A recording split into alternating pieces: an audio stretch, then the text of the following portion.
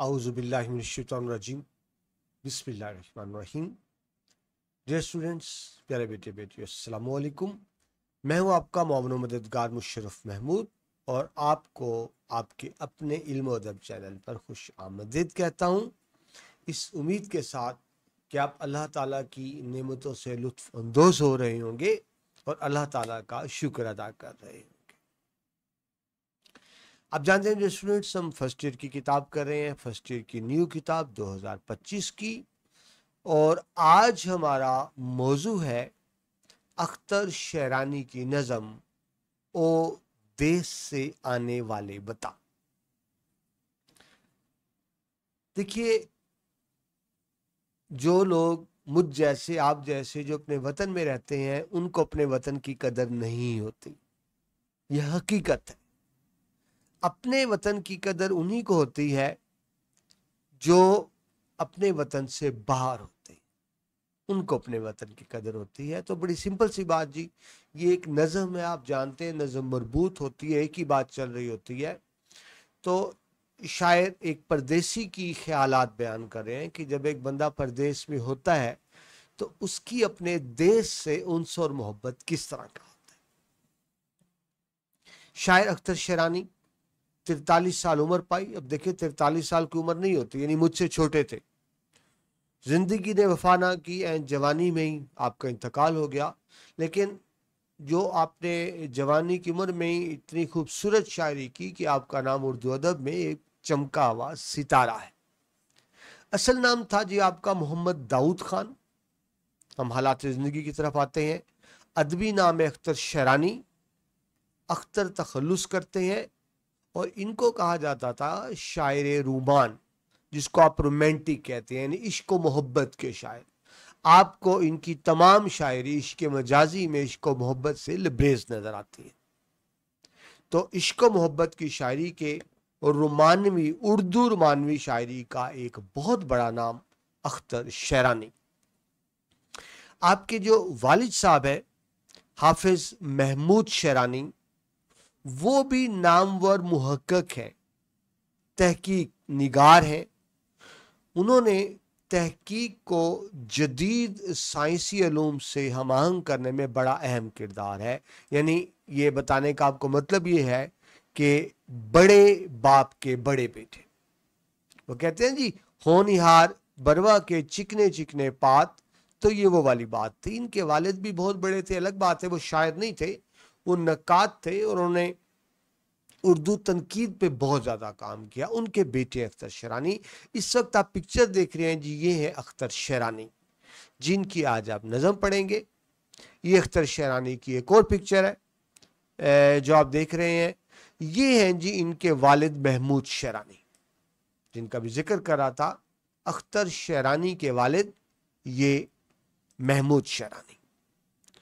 आप जो बेटा नज़म पढ़ेंगे ये उनकी किताब कुलियात अख्तर शेरानी से लेगी। कुलियात आप जानते हैं, यानी जब एक शायर की तमाम किताबें इकट्ठी एक ही किताब में जमा कर दी जाए उसको कुलियात कहते हैं। तो ये कुलियात शेरानी से ली गई गज़ल है, सॉरी नज़म है। ठीक है जी, तो वापस आते हैं कंटेंट की तरफ। तो अभी आपको बताया कि आपके वालिद हाफिज शेरानी नामवर मुहक्किक हैं, अदीब हैं। बल्कि आपको दिलचस्प बात बताऊं, अख्तर शेरानी की एक नज़म है, बस्ती की लड़कियों में बदनाम हो रहा हूँ। बस्ती की लड़कियों में बदनाम हो रहा हूँ। अब क्योंकि वो महमूद शेरानी हैं, उनके वालिद हाफिज महमूद शेरानी हैं और ये खुद अख्तर शेरानी है। तो इनके वालिद किसी महफिल में गए तो वहाँ किसी ने इनके वालिद से कहा कि हजूर, हमें आपकी एक नज़म बड़ी पसंद आई है। हालांकि वो तो शायर थे ही नहीं। तो उन्होंने वैसे ही पूछा, आपको मेरी कौन सी नज़म पसंद आई? तो उन्होंने कहा जी आपकी जो खूबसूरत नज़म है ना, बस्ती की लड़कियों में बदनाम हो रहा हूँ। तो अख्तर शेरानी ने जवाब दिया, जी वो मेरी नज़म नहीं है, वो मेरे बेटे, मेरे नालायक बेटे अख्तर शेरानी की नज़म है। वो तो महज बदनाम हो रहा है, लेकिन उसके करतूतों की वजह से मैं रुसवा हो रहा हूँ। ये उनके वालिद के अल्फाज थे। बाप बाप होता है, लेकिन खैर ये तो एक मजाक की बात थी, सच्चा वाकया है। लेकिन ये हकीकत है कि अख्तर शेरानी एक बड़ा नाम है, रोमानवी शायरी का एक बहुत बड़ा नाम अख्तर शेरानी, और उनके वालिद एक उर्दू के नामवर मुहक्किक। पैदाइश होती है आपकी टोनक जो राजपूताना में है। इब्तदाई सानवी तालीम आपने इब्तदाई तालीम तो राजपूताना में ही हासिल की और फिर सानवी तालीम यानी मैट्रिक के लिए अपने वालिद के पास लाहौर आ गए, क्योंकि आपके वालिद साहब लाहौर थे। लाहौर में ही ओरिएंटल कॉलेज से आपने मुंशी फाजल का इम्तहान पास किया। अगले साल 1921 में मुंशी फाजल का और अगले ही साल 1922 में आपने अदीब फाजल का इम्तहान पास किया। आपकी किताब में लिखा हुआ है कि वो बावजूद तालीम जारी ना रख सके। हकीकत यह है कि वो पास नहीं हो सके, यानी उनका तालीम में दिल नहीं लगा, बावजूद कोशिश के बार बार पास ना हो सके, तो यूं तालीम का सिलसिला डिसकंटिन्यू हो गया। लेकिन आपकी किताब में लिखा हुआ है तालीम जारी ना रख सके। तो रस्मी तालीम में तो नाकाम रहे, लेकिन वैसे ही उन्होंने अंग्रेजी अदब का मुतालिया जारी रखा अपने तौर पर। शुरू से ही मजमून निगारी का आगाज़ किया, उर्दू शायरी शुरू से ही उन्होंने शुरू कर दी। मुख्तलिफ रसाइल में, जराइद में आपका कलाम शाया होता रहा। बाज़ रिसालों के आप मुदीर भी रहे, यानी एडिटर भी रहे। आपने 1928 में खुद भी एक रिसाला निकाला माहनामा बहारिस्तान के नाम से, नहीं चल सका, फ्लॉप हो गया। फिर 2 साल बाद 1930 में आपने एक और माहनामा निकाला ख्यालिस्तान के नाम से, वो भी ना चल सका माली मुश्किलात की वजह से। फिर 5 साल बाद आपने फिर कोशिश की, 1935 में एक और रिसाला निकाला रोमान के नाम से, लेकिन उसका भी अंजाम सेम हुआ, वो भी नहीं चल सका। तो यूं रिसाले आप मुसलसल निकालते रहे, लेकिन कोई कामयाब नहीं हो सके। क्योंकि देखिए, अब शायर तो अच्छे थे, लेकिन एक रिसाला चलाने के लिए आपको अच्छा एडमिनिस्ट्रेटर भी होना चाहिए और आपके पास अच्छे पैसे फाइनेंस भी होना चाहिए। इनको माली मुश्किलात भी थी और इंतज़ामी सलाहियतें भी कोई बेहतर नहीं थी। सो रिसाले तो कामयाब ना हुए, लेकिन शायर बहुत अच्छे थे। शायरी में उनकी धूम हुई। उर्दू के नामवर शुरा में आपका शुमार होता है। वालिद की जब रिटायरमेंट हुई, मुलाजिम सब दोष हुए, तो वो टोनक वापस चले गए। तो क्योंकि आपके वालिद वापस चले गए थे, तो आपको भी अपने वालिद के साथ वापस जाना पड़ा। लेकिन जब दूसरी जंग अजीम होती है, तो उसके बाद फिर आप फिर दोबारा लाहौर आ जाते हैं वापस, और उसके बाद मुस्तकिल तौर पर लाहौर में रहते हैं। अख्तर शरानी के असलूब की बात की जाए, यानी कहने के अंदाज, तो वो उर्दू नज़म गज़ल दोनों में उनका मुनफरिद असलूब है। उनके मौज़ूआत की बात की जाए तो मज़ाहिर फ़ितरत की बात करते हैं, फ़ितरत की खूबसूरती बयान करते हैं। रोमान, जो आपको बताया, रोमानवी शायरी है, उनकी वतन से मोहब्बत, मनाज़िर फ़ितरत का बयान नज़र आता है। आपका जो समाजी शऊर है और बसीरत है, वो दूसरे शायरों से ज़रा मुख्तलिफ है। उसकी वजह यह है कि आपके वालिद नक्काद थे, और आपको बताया बहुत बड़े नक्काद थे। तो घर से ही आपको इस तरह का एक इल्मी अदबी माहौल मिला कि आपकी बसीरत बाकियों से मुख्तलिफ है। यही वजह है कि आपकी शायरी के मुहर्रकात, यानी उसके पीछे जो रीज़न्स होती हैं कि जब इंसान शायरी करता है, वो मुख्तलिफ है। तो आपके मौज़ूआत भी मुख्तलिफ है। आप मोहब्बत की बात करते हैं, मनाज़िर कुदरत की बात करते हैं, मज़ाहिर फ़ितरत की बात करते हैं, रोमान की बात करते हैं, मोहब्बत की बात करते हैं। आपके लहजे में एक शोखी है, एक सरजोशी है, और एक बड़ी पुरसकून सी कैफियत में आपकी शायरी में नज़र आती है। ज़बान में सलासत है, यानी रवानी है, मौसीकियत है। आपकी नज़में, आपकी गज़लें, आपका कलाम पढ़ें तो इंसान को यूं लगता है कि वो गुनगुना रहा है। आपके शेरी मजमूओं की बात करें तो नगमा हरम के नाम से शेरी मजमूआ शाया हुआ, शेरिस्तान के नाम से, लाला तूर के नाम से, सुबह अख्तर के नाम से, अख्तरिस्तान के नाम से, और तयूर आवारा के नाम से।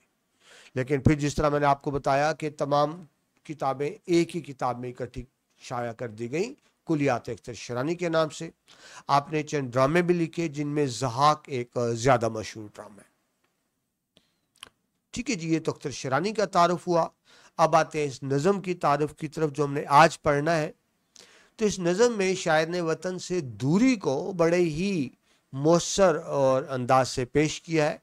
नज़म का हर शेर वतन की याद में डूबा हुआ है, जिसमें शायर अपने वतन के हालात दरियाफ्त कर रहा है। यानी गोया शायर खुद परदेसी है, वतन से बाहर है, और उसके वतन से जो आ रहा है उससे अपने वतन के हालात पूछ रहा है।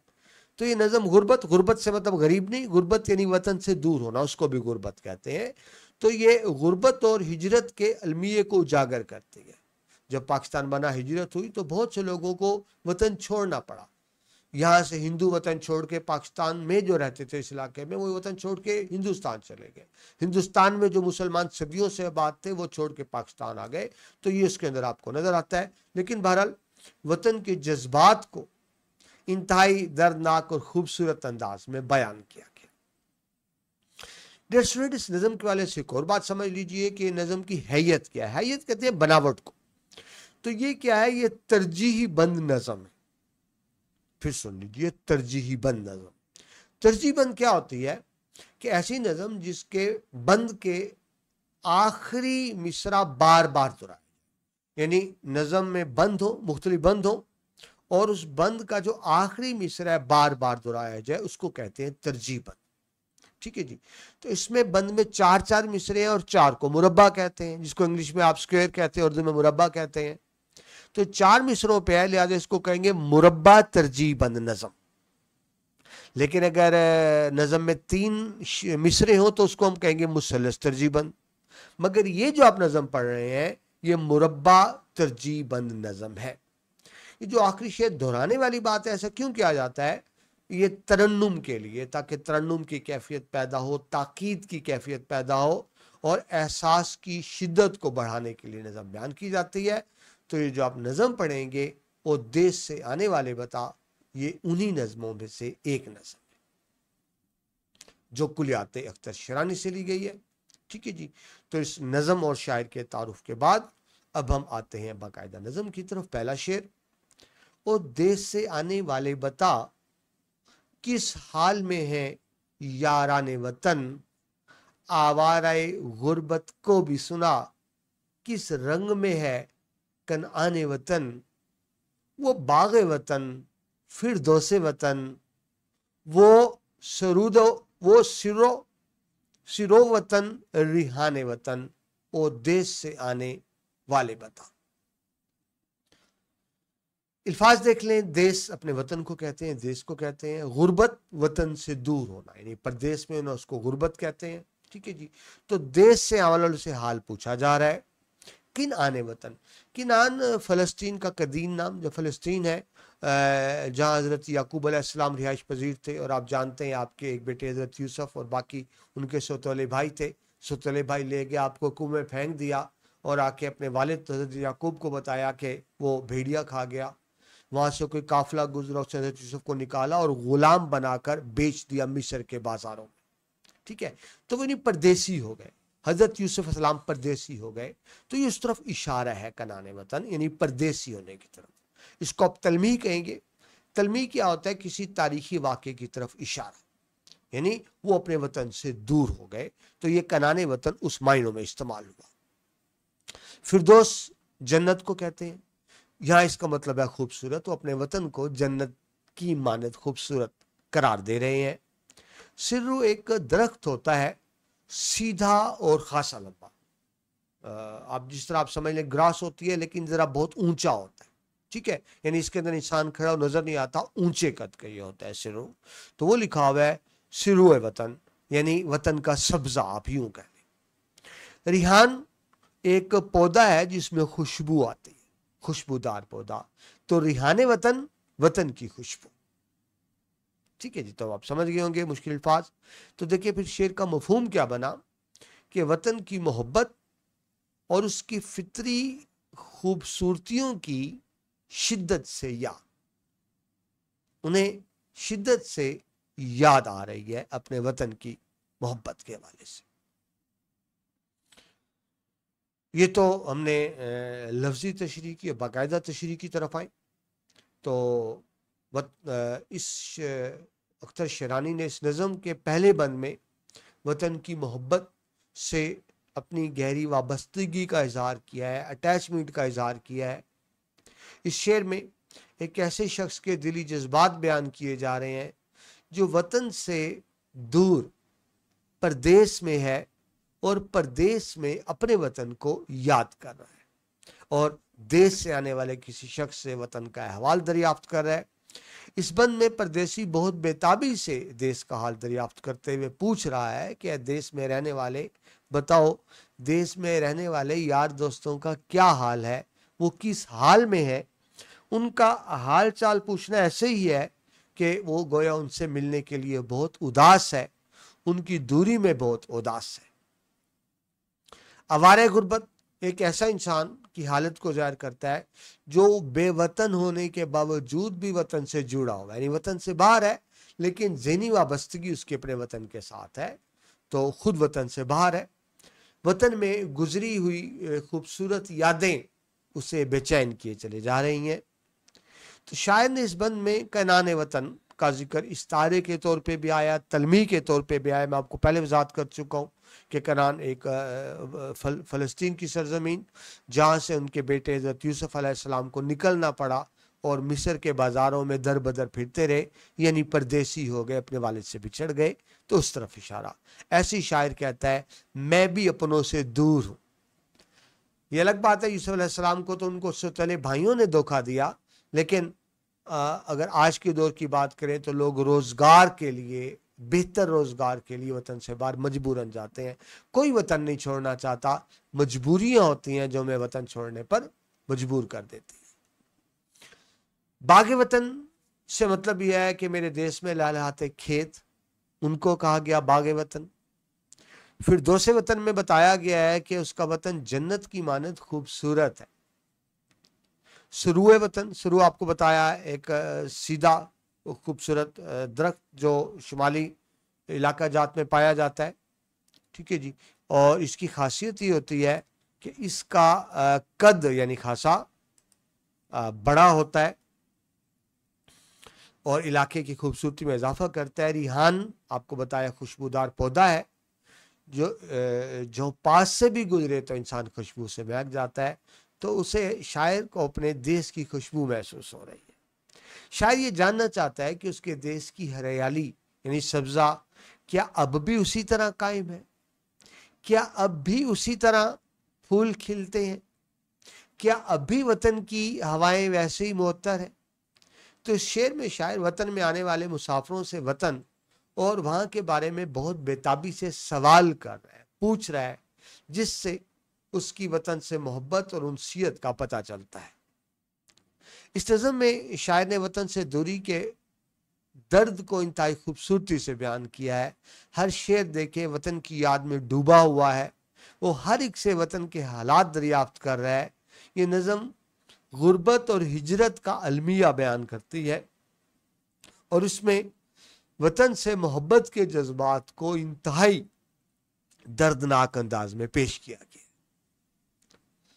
ادبی صنعتوں کی بات کریں تو صنعت استعارہ استعمال ہوئی کنان وطن کے حوالے سے. استعارہ آپ کہتے ہیں نہیں بظاہر لفظ کچھ اور ہو لیکن ہم اس کو کسی اور معنی میں استعمال کریں تو کنان وطن یا استعارہ بھی ہے اور کنان وطن ایک تلمیح بھی ہے, یعنی تاریخی واقعے کی طرف اشارہ بھی ہے. صنعت تشبیہ جب سروع وطن کہتے ہیں یعنی وہ اونچے درخت, ریحان وطن وطن کی خوشبو, تو یہاں بطور تشبیہ استعمال ہوا وطن کے لیے. کنان وطن آپ کو بتایا تلمیح کے طور پر استعمال ہوا. فردوس وطن یعنی جنت کی طرح خوبصورت, تو تلمیح ہو گیا. صنعت تکرار بھی ہوئی ہے کہ اس میں بار بار لفظ دیس آ رہا ہے, دیس کا لفظ ریپیٹ ہو رہا ہے جس سے وطن کی یادوں کا پتہ چلتا ہے. صنعت استفہام بھی ہے. استفہام ہوتا ہے پوچھنا, دریافت کرنا. تو ایک پردیسی دریافت کر رہا ہے وطن کا احوال, کس سے؟ وطن سے آنے والوں سے. حوالے کے اشعار دیکھیے کہ جب انسان وطن سے دور ہوتا ہے تو وطن کی تڑپ کس طرح سے ہوتی ہے. اظہر ادیب صاحب کا شعر کہتے ہیں کل پردیس میں آئے گی دھیان میں رکھ, کل پردیس میں آئے گی دھیان میں رکھ, اپنی شہر کی مٹی بھی سامان میں رکھ. کہ تو وطن سے جا تو رہا ہے, تو یہ وطن کی یاد آئے گی تو کچھ مٹی بھی ساتھ لیتا جا جس کی خوشبو کو تو سونگ سکے کہ میرے وطن کی مٹی ہے. اور شعر دیکھیں, ہم تو ہیں پردیس میں. یہ جگجیت سنگھ نے غزل گائی ہے بڑی خوبصورت, راہی معصوم رضا کی. ہم تو ہیں پردیس میں, دیس میں نکلا ہوگا چاند, اپنی رات کی چھت پر کتنا تنہا ہوگا چاند. اب دیکھیں چاند ایک ہی ہے جو پوری دنیا میں نکلتا ہے, لیکن پردیسی کو لگتا ہے کہ نہیں میرے دیش کا چاند اور ہے. اور وہ تنہا ہوگا میرے بغیر، یعنی وطن کی یاد۔ انجم مانپوری کا شعر دیکھیں، وطن کے لوگ ستاتے تھے جب وطن میں تھے، وطن کے لوگ ستاتے تھے جب وطن میں تھے، وطن کی یاد ستاتی ہے جب وطن میں نہیں۔ ظاہر ہے جب انسان اپنے ملک میں ہوتا ہے تو لڑائی جھگڑے بھی چل رہے ہوتے ہیں، لیکن جب انسان وطن سے باہر ہوتا ہے تو وطن کی بڑی یاد آتی ہے۔ لال چند فلک کا شعر دیکھیں، کہتے ہیں دل سے نکلے گی نہ مر کر بھی وطن کی الفت، دل سے نکلے گی نہ مر کے بھی وطن کی الفت، میری مٹی سے بھی خوشبو وفا آئے گی۔ تو وطن سے محبت ایک بڑا فطری انسانی جذبہ ہے، ہر ایک کو ہوتی ہے، وطن میں رہتے بھی ہوئے ہوتی ہے، لیکن جب انسان اپنے وطن سے باہر ہوتا ہے تو پھر ظاہر ہے پھر وطن کی قدر زیادہ محسوس ہوتی ہے۔ دوسرے بند کی طرف آئیں جی، شاعر پوچھ رہا ہے، جو پردیس ہے اور دیس میں آنے سے پوچھ رہا ہے، کیا اب بھی وہاں کے باغوں میں مستانہ ہوائیں آتی ہیں؟ کیا اب بھی وہاں کے پربت پر گنگور گٹائیں چھاتی ہیں؟ کیا اب بھی وہاں کی برکھائیں ویسے ہی دلوں کو بھاتی ہیں؟ او دیس سے آنے والے بتا۔ مستانہ کہتے ہیں مستی میں چلنا، سرور کی کیفیت میں، لہلہا کے چلنا، مسرور، خوشی، مسرت، مست انداز سے چلنا، اس کو مستانہ کہتے ہیں۔ تو کہتے ہیں کہ اب بھی ہوائیں ویسے ہی مست چلتی ہیں وطن میں، یعنی ظاہر ہوائیں تو چلتی ہیں وطن میں، لیکن وطن کی یاد اس طرح سے آ رہی ہے۔ پربت کہتے ہیں پہاڑوں کو، کہ اب بھی وہاں کے پربت پر گنگور گھٹائیں چاہتی ہیں، گنگور گھٹائیں سیاہ کالے بادل جو بارش برساتے ہیں۔ برکھا کہتے ہیں برسات کو، کہ اب بھی وہاں کی برکھائیں یعنی جو بارش برساتی ہیں ویسے ہی دلوں کو لبھاتی ہیں، دل کو لبھانا، دل کو اچھا لگنا۔ شاید جانتا ہے وطن میں اب بھی ہوائیں چلتی ہیں، وہاں اب بھی بارشیں ہوتی ہیں، اب بھی بادل آتے ہیں، وہ دراصل ریکال کر رہا ہے، اپنی میموریز کو ریفریش کر رہا ہے، وہ وطن کی یاد کو تازہ کر رہا ہے۔ بظاہر وہ پوچھ رہا ہے، وطن میں آنے والے سے پوچھ رہا ہے، لیکن اصل بات کیا ہے، وہ اپنی وطن کی یادوں کو تازہ کر رہا ہے۔ تو مفہوم اس بند کا کیا بنے گا؟ یہ بند ہے یعنی وطن کی فطری خوبصورتی اور موسموں کی یاد۔ اور میں بار بار ایک ہی بات کروں، وطن سے محبت سب کو ہوتی ہے، لیکن صحیح معنوں میں جب انسان وطن سے باہر ہوتا ہے نا، ہمیں وطن کی قدر تب ہوتی ہے۔ یقین کیجیے اپنے وطن میں رہتے ہوئے وطن کی قدر نہیں ہوتی، جب آپ وطن سے باہر ہوتے ہیں تو آپ کو وطن کی قدر ہے۔ میں آپ کو اپنا اگر ذاتی ایکسپیرینس بتاؤں، مجھے الحمدللہ دنیا کے بہت سے کنٹریز دیکھنے کا موقع ملا ہے، بڑے خوبصورت ملکوں میں گیا ہوں، لیکن یقین کیجیے جب انسان اپنے دیش میں واپس اترتا ہے نا، جی چاہتا ہے اور میں کرتا ہوں کہ اپنے وطن کی مٹی پر ایک سجدہ کیا جائے، کیونکہ یہ وطن کی محبت ایک بڑا فطری انسانی جذبہ ہے۔ تشریح دیکھیے دوسرے بند کی، نظم کے مشہور شاعر اختر شیرانی نے اس بند میں وطن کی محبت اور اس کی زمین سے گہری وابستگی کا اظہار کیا ہے۔ یہاں ایک ایسے شخص کے جذبات بیان کیے جا رہے ہیں جو وطن سے دور ہے، پردیس میں ہے، لیکن اپنے وطن کو یاد کر رہا ہے اور وطن سے آنے والے کا احوال دریافت کر رہا ہے۔ اچھا ڈیئر اسٹوڈنٹ، ایک بات سمجھ لیں، نظم میں کیونکہ تمام شعروں میں ایک ربط ہوتا ہے، تو جو میں ایک شعر کی تشریح کرتا ہوں وہ کسی بھی شعر کی، اسے آپ ہر شعر میں استعمال کر سکتے ہیں۔ اسی طرح جو ریفرنس کے شعر آپ کو میں نے پہلے بند میں بتائے ہیں وہ مخصوص پہلے بند کے نہیں ہیں، آپ اس کو نظم کے ہر بند میں استعمال کر سکتے ہیں۔ پھر دہرا دوں، نظم میں جو ایک شعر کی تشریح ہوتی ہے وہ ہر نظم کے ہر شعر میں کام دے سکتی ہے کسی حد تک، اور جو آپ کو ایک شعر کے حوالے کے اشعار بتائے جاتے ہیں، میں ہر شعر کے لیے آپ کو 3 4 حوالے کے اشعار بتاتا ہوں۔ دیکھیے غزل میں تو ہر شعر کے ریفرنس کے شعر الگ الگ ہوں گے، لیکن نظم میں ایسا نہیں ہوتا، کیونکہ ایک ہی موضوع چل رہا ہوتا ہے، تو میں نے جو ایک بند کی تشریح میں شعر لکھا اسے آپ ہر بند میں استعمال کر سکتے ہیں، یہ ذہن میں رکھیے گا۔ نظم غزل میں فرق ہی یہی ہوتا ہے، نظم میں ایک ہی موضوع ہوتا ہے، ربط ہوتا ہے، لہٰذا ان کی تشریح بیٹا ملا کے کرتے ہیں۔ نظم کے آپ کو 2 شعر آئیں گے امتحان میں، آپ اس دونوں کو ملا کے کرنی ہوگی۔ ہاں غزل کا ہر شعر ایک دوسرے سے الگ ہوتا ہے، غزل کا ہر شعر ایک مکمل اکائی ہوتا ہے، تو غزل کے ہر شعر کی تشریح بھی ہم الگ الگ کریں گے، غزل کے ہر شعر کے حوالے کے اشعار بھی الگ الگ ہوں گے۔ लेकिन नज़म में ऐसा नहीं होता, वही अशार आपको हर शेर की तशरीह में काम दे जाते हैं। ठीक है जी, चले वापस आते हैं शेर की तरफ। इस बंद में शायर अपने वतन के बागों को याद कर रहा है, पहाड़ों को याद कर रहा है, बारिशों को याद कर रहा है और बता रहा है कि क्या वहां की हवाएं अब भी वैसी खुशगवार है। पूछ रहा है, दरियाफ्त कर रहा है, क्या अब भी वहां वैसी घने बादल छाते हैं, कि अब भी वहां बारिशें होती हैं।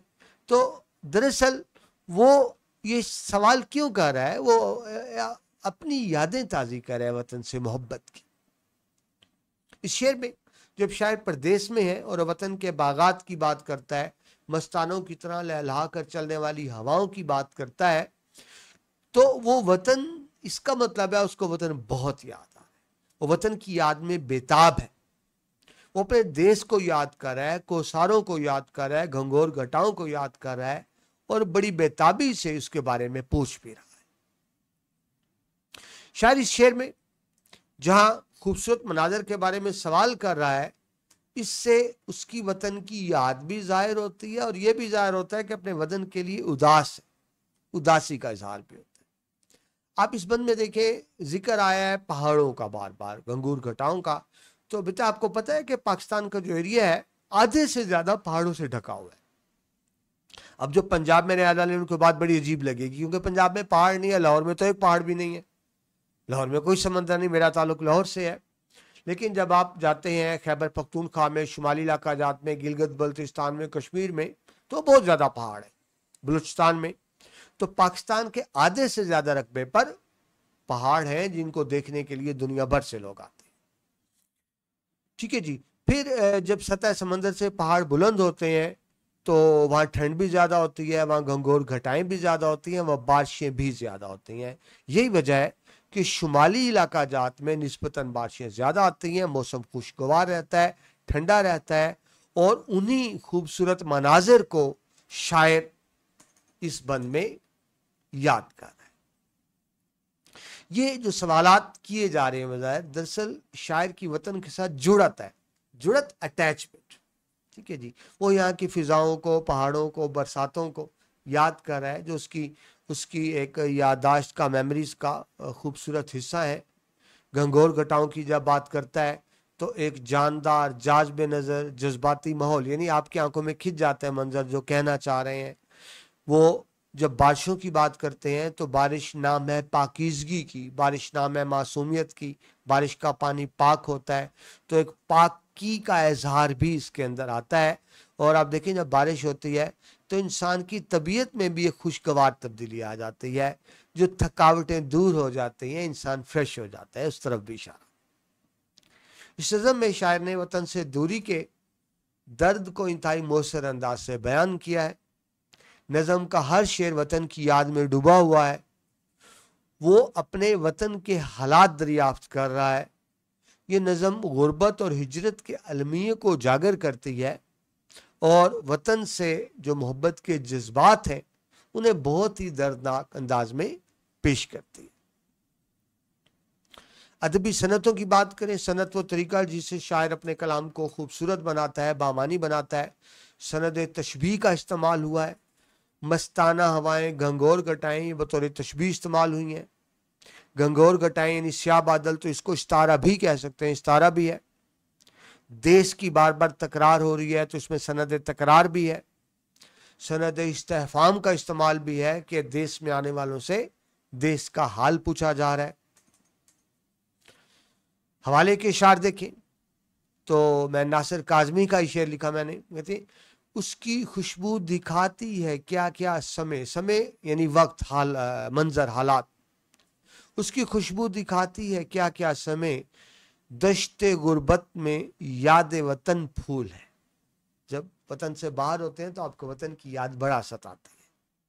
और शेर सुने, जब भी परदेश में याद आता है घर का नक्शा, जब भी परदेश में याद आता है घर का नक्शा, मैं तस्वुर में दरोबाम पहन लेता हूं। दरोबाम दीवारें ओढ़ लेता हूं, तस्वर करता हूं मैं अपने वतन में। अहमद नदीम कासमी साहब के शेर, खूबसूरत दुआया शेर वतन के लिए। जब इंसान वतन से मोहब्बत करता है तो उसकी खुशहाली के लिए दुआ गो भी होता है। बहुत खूबसूरत शेर। खुदा करे खुदा करे कि मेरी अर्ज़ पाक पर उतरे वो फसल गुल जिसे अंदेशाए जवाल ना हो। और एक और शेर उनका, कहते हैं बेजार हैं जो जज्बाए हुब्बुल वतनी से, जिनके दिल में वतन की मोहब्बत नहीं है। बेजार हैं जो जज्बाए हुब्बुल वतनी से, वो लोग किसी से भी मोहब्बत नहीं करते। यानी जिसको अपने वतन से मोहब्बत नहीं है ना, इसका मतलब उसके दिल में मोहब्बत है ही नहीं, वो फिर किसी इंसान से मोहब्बत भी नहीं कर सकता। यानी ये इंसानी फितरत का तकाजा है, इंसानी फितरत का खासा है कि वतन से मोहब्बत करता है। बंद नंबर 3, क्या अब भी वतन में वैसे ही सरमस्त नज़ारे होते हैं? क्या अब भी सुहानी रातों में वो चांद सितारे होते हैं? हम खेल जो खेला करते थे, क्या अब भी वो सारे होते हैं? वो देश से आने वाले पता। अब देखिए इसमें मुश्किल लफ्ज़ कोई नहीं है, सादा सादा से आसान आसान से लफ्ज़ हैं, लेकिन उन सादा लफ्ज़ों के ज़रिए शायर वतन की मोहब्बत उसके दिल में जो है, यादें हैं, उसका बहुत खूबसूरती से इजहार कर रहे हैं। एक एक लफ्ज़ से वतन की याद की खुशबू आ रही है। सरमस्त कहते हैं मतवाले, मदहोश यानी जो किसी कैफियत में, वजद की कैफियत में सरशार हो, मदहोश हो यानी मस्त हो किसी कैफियत में या किसी याद में आप कहें। तो क्या अब भी वतन में ऐसे ही सरमस्त, क्या अब भी यानी वतन के नज़ारे वैसे ही सरजोश और मतवाले हैं और खूबसूरत है? क्या अब भी सुहानी रातें, सुहानी खूबसूरत, क्या अब भी ऐसी सुहानी रातें? देखिए रात हर मुल्क में होती है, चांद सितारे सूरज हर मुल्क में होते हैं, लेकिन शायर को लगता है नहीं मेरे वतन का चांद और है, तो इससे वतन की याद सामने आ रही है।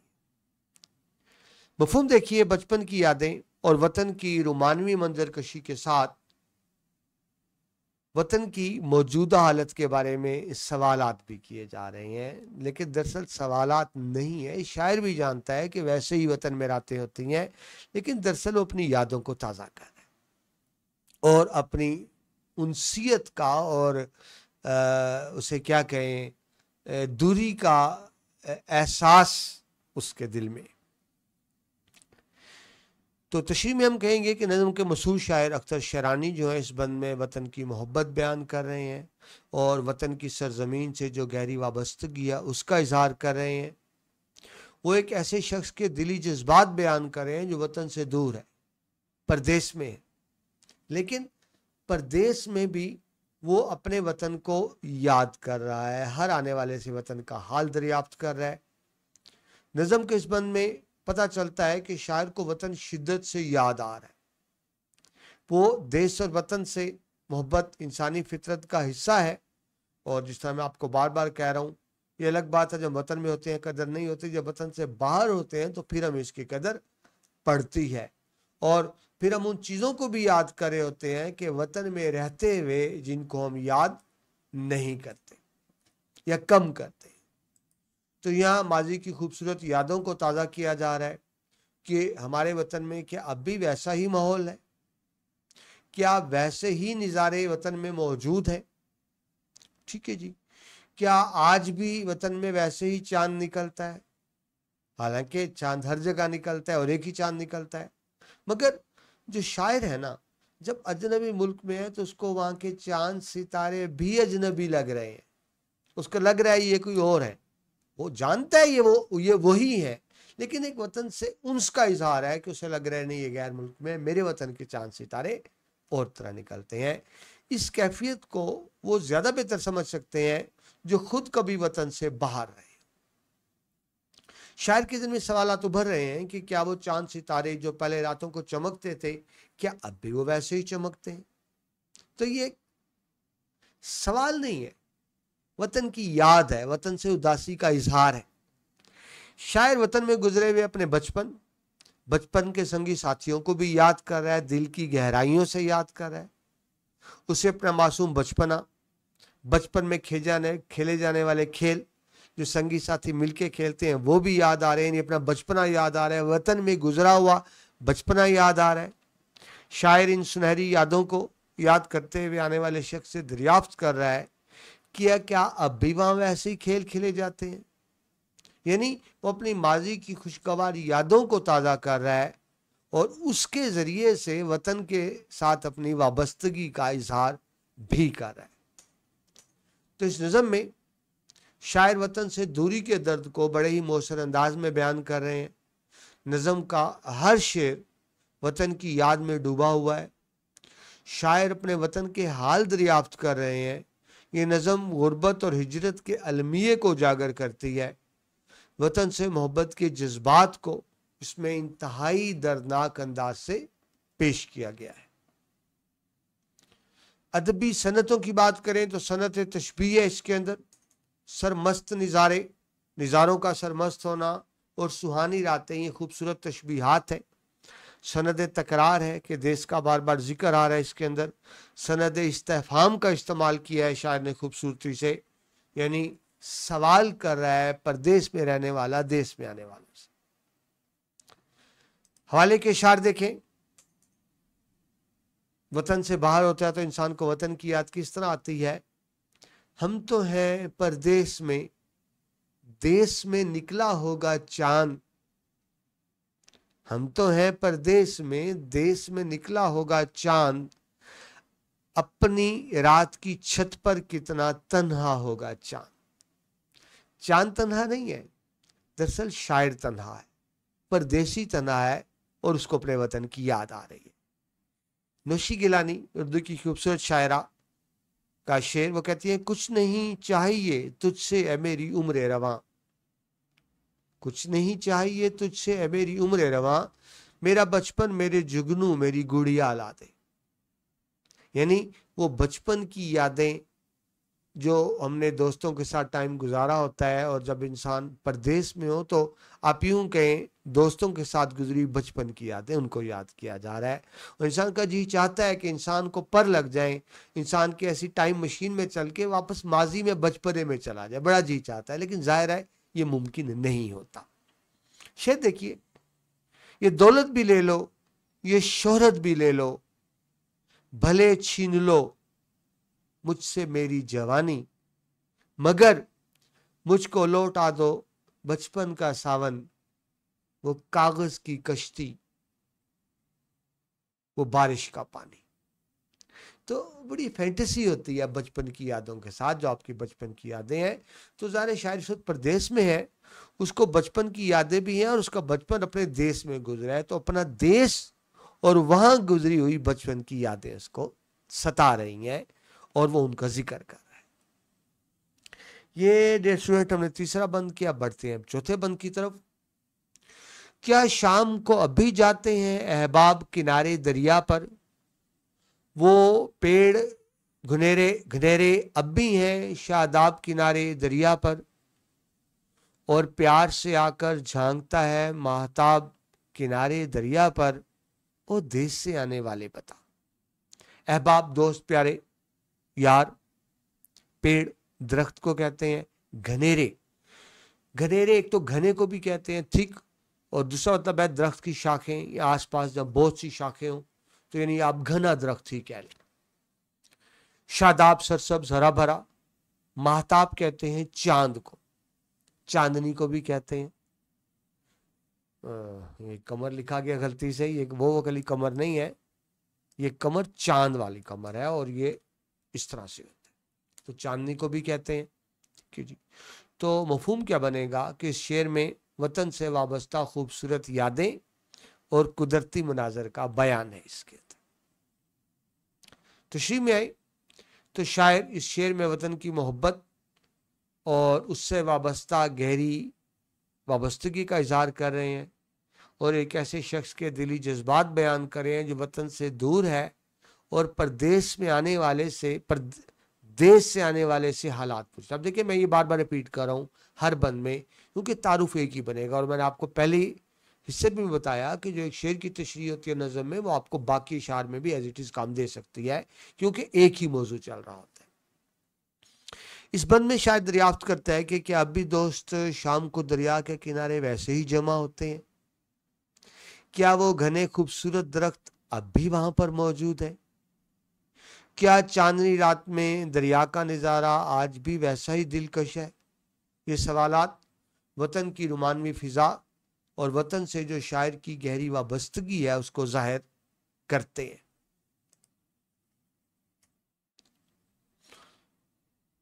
کرتے غلط لکھا ہوا ہے جی، میں ساتھ ساتھ کریکشن بھی کر دوں۔ یہ آپ کی بک بھی تیار ہو رہی ہے، آپ دیکھ رہے ہوں گے ساتھ ساتھ، انشاءاللہ جلدی کمپوز ہو کے مارکیٹ میں آ جائے گی۔ جی آگے چلیں۔ اس بند میں شاعر ایسے مخصوص مقامات کی یاد تازہ کرتے ہیں جو ان کے لیے خاص اہمیت رکھتے ہیں۔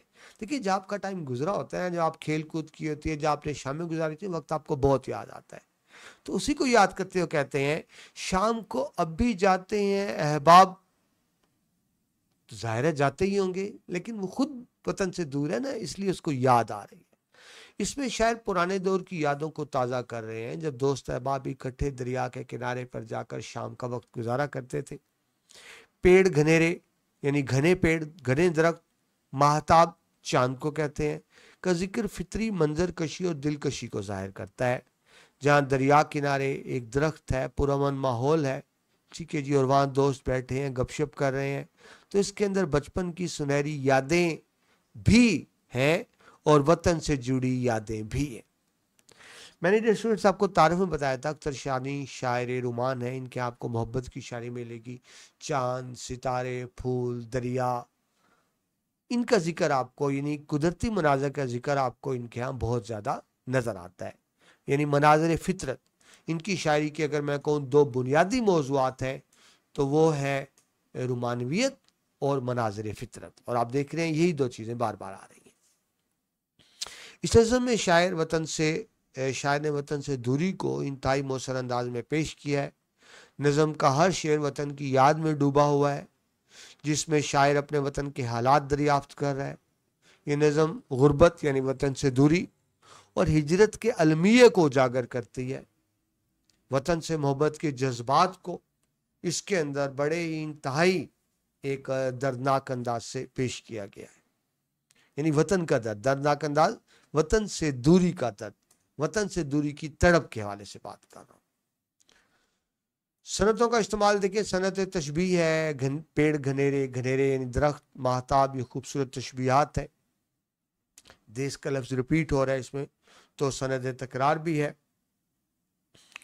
ایک پردیسی دیس سے آنے والے سے حال پوچھ رہا ہے تو صنعت استفہام کا بھی استعمال ہے۔ حوالے کے اشعار دیکھیں، ہم افطرا کے روح و بدن دیکھتے رہے، غربت نصیب خواب وطن دیکھتے رہے۔ جب انسان وطن سے دور ہوتا ہے تو ذہنی طور پہ، نفسیاتی طور پہ وطن کے ساتھ جڑا ہوتا ہے، جس کی خوبصورت عکاسی ہے۔ فیض صاحب کا شعر ہے، کہتے ہیں دیار غیر میں محرم اگر نہیں کوئی، محرم واقف کو کہتے ہیں، دیار غیر میں محرم اگر نہیں کوئی تو فیض ذکر وطن اپنے روبرو ہی صحیح۔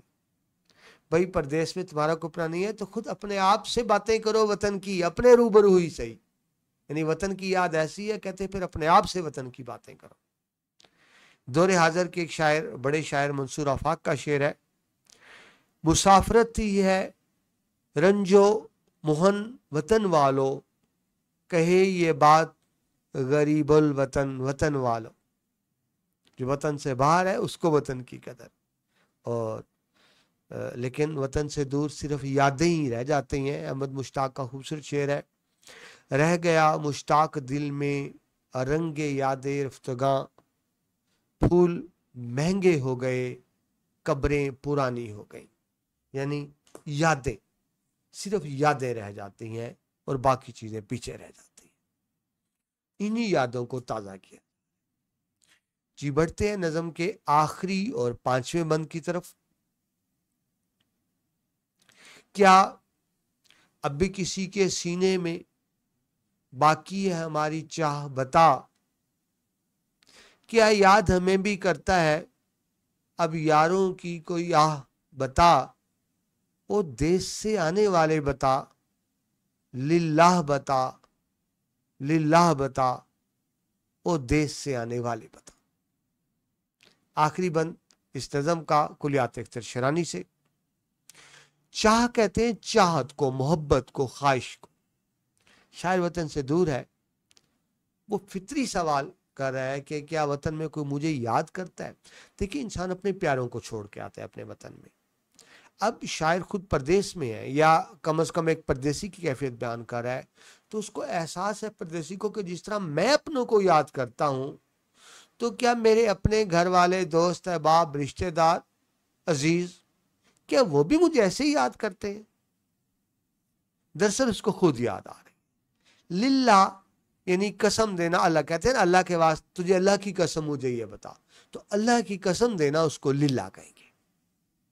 यहां आप देखें, वतन से जज्बाती वाबस्तगी और यादें इसमें बयान की जा रही है कि यादों की अहमियत क्या होती है। वही एक ही मिसरा पहला मैं बार बार जो आपको उदाहरण तारुफ में कि नज़म के मशहूर शायर अख्तर शरानी वतन की मोहब्बत और उसकी ज़मीन से गहरी वाबस्तगी का इजहार कर रहे हैं इस नज़म में, और एक ऐसे शख्स के दिली जज्बात बयान कर रहे हैं जो वतन से दूर परदेश में अपने वतन को याद कर रहा है और देश में आने वाले सवाल पूछ रहे थे। देखिए, जरूरी नहीं कि शायर खुद परदेश में है। देखिए, शायर का काम होता है काशी करना। इसका ये मतलब नहीं कि शायर परदेश में बैठा हुआ है, लेकिन एक परदेसी शायर, एक जो परदेश में रहने वाला है, उसकी वतन के बारे में क्या जज्बात होते हैं, तो शायर उन जज्बात की अक्कासी कर रहा है जो एक परदेसी के हो सकते हैं।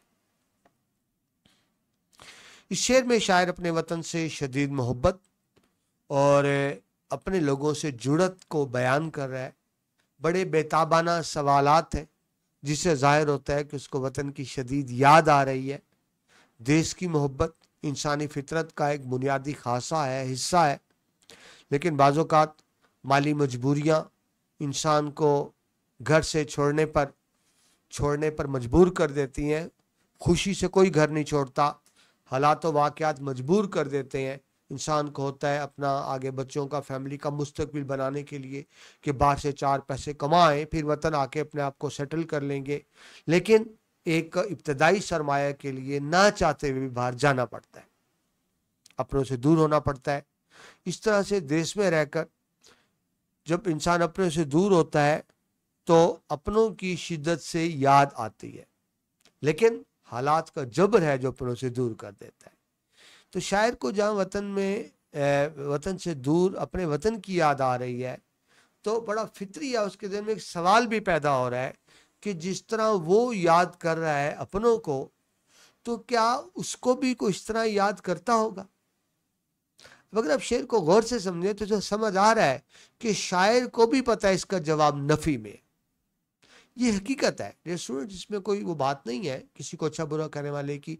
इंसानी नफ्सियात है कि जब घर से कोई बाहर कमाने जाता है ना, तो घर वालों को उससे ज्यादा इंतजार किसका होता है, वहां से आने वाले डॉलर्स का।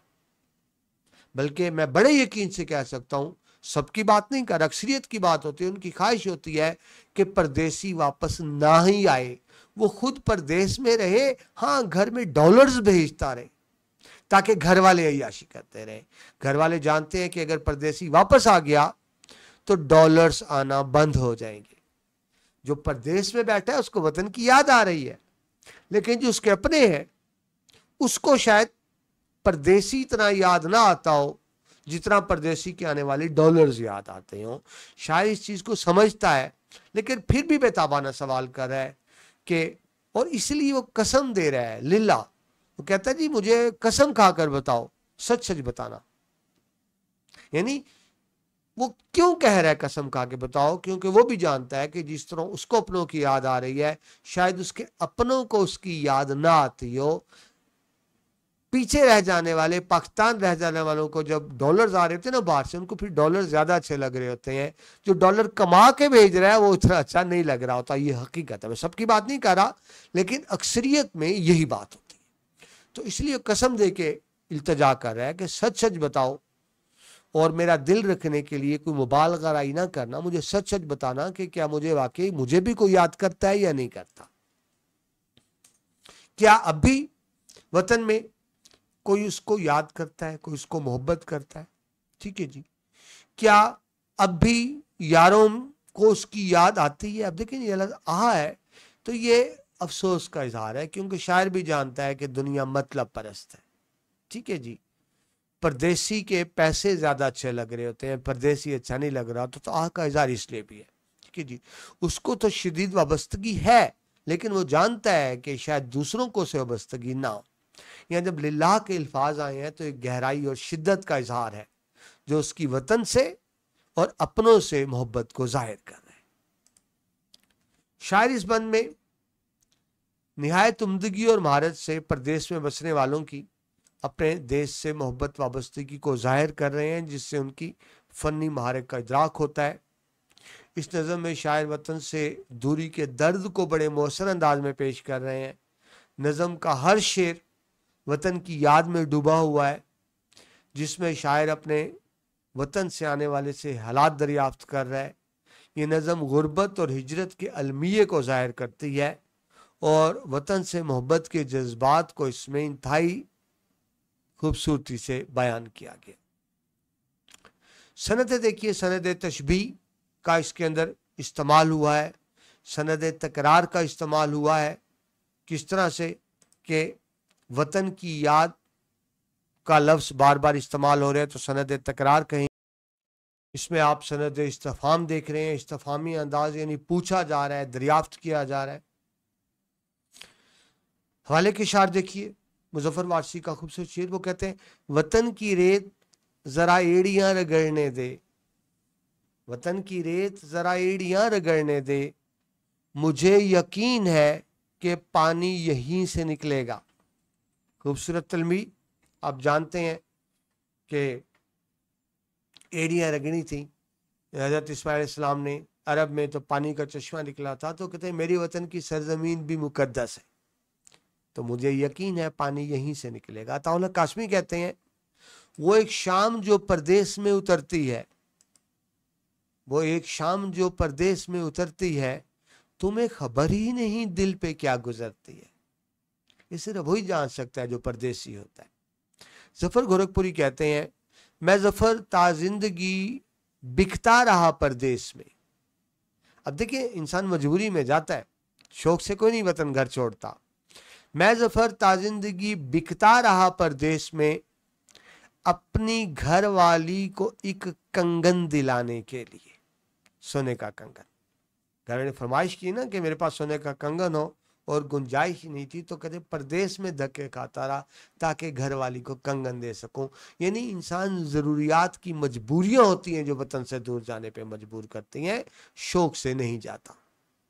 اور اظہر ادیب کا شعر پھر ریپیٹ کروں، کل پردیس میں آئے گی دھیان میں رکھ، اپنے شہر کی مٹی بھی سامان میں رکھ، کہ تو پردیس جا تو رہا ہے لیکن وہاں جا کے تجھے وطن کی یاد آئے گی تو وطن کی مٹی بھی ساتھ لیتا جا۔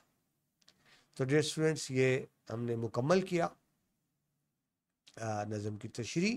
مجھے اسٹوڈنٹس بار بار کہتے ہیں خلاصہ بھی بتایا کریں، تو دیکھیں ڈیئر اسٹوڈنٹ جو ہر شعر کا مفہوم ہوتا ہے نا، ان کو ملا دیں تو خلاصہ بن جاتا ہے، لیکن چلیں آپ کے کہنے پہ ہم خلاصہ بھی دیکھ لیتے ہیں۔ اختر شیرانی کی نظم اور دیس سے آنے والے بتا میں وطن سے محبت کے جذبات کی عکاسی کی گئی ہے۔ اس شعر میں وطن کی یادیں ہیں، فطری مناظر اور غربت کا درد شامل ہے، یعنی غربت، وطن سے باہر ہونے کا۔ شاعر نے سادہ لیکن مؤثر زبان استعمال کی ہے، جس میں تشبیہات، استعارات اور تکرار جیسی صنعتوں کا خوبصورتی سے استعمال کیا ہے۔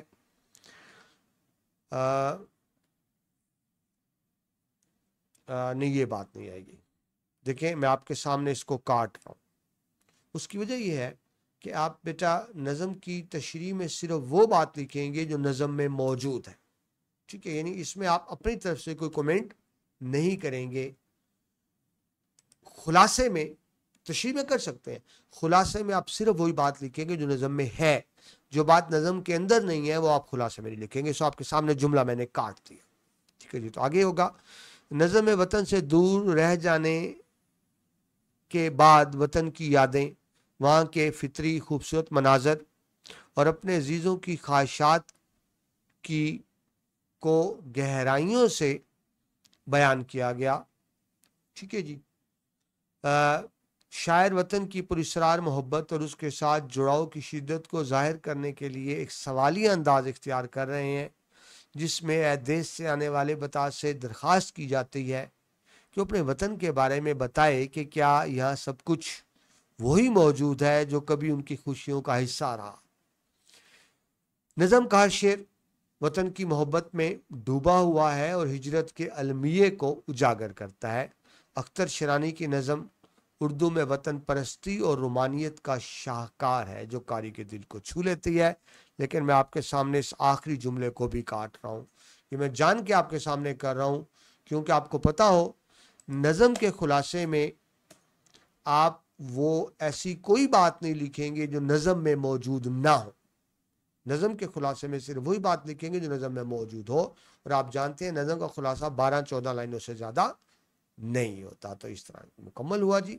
ठीक है जी, उम्मीद है आपने इस नज़म को एंजॉय किया होगा। तो ये नज़म मुकम्मल करते हैं, अगली नज़म में आपसे दोबारा मुलाकात होती है। ये बेटा आपका अपना चैनल है, इसको प्रमोट किया करें, शेयर किया करें ऊपर जो आपको नज़र आ रहा है, ताकि इल्म का सिलसिला यूं ही आगे से आगे चलता रहे। अपना बहुत सा ख्याल रखिएगा, मुझे भी दुआओं में याद रखिएगा। अल्लाह हाफिज़।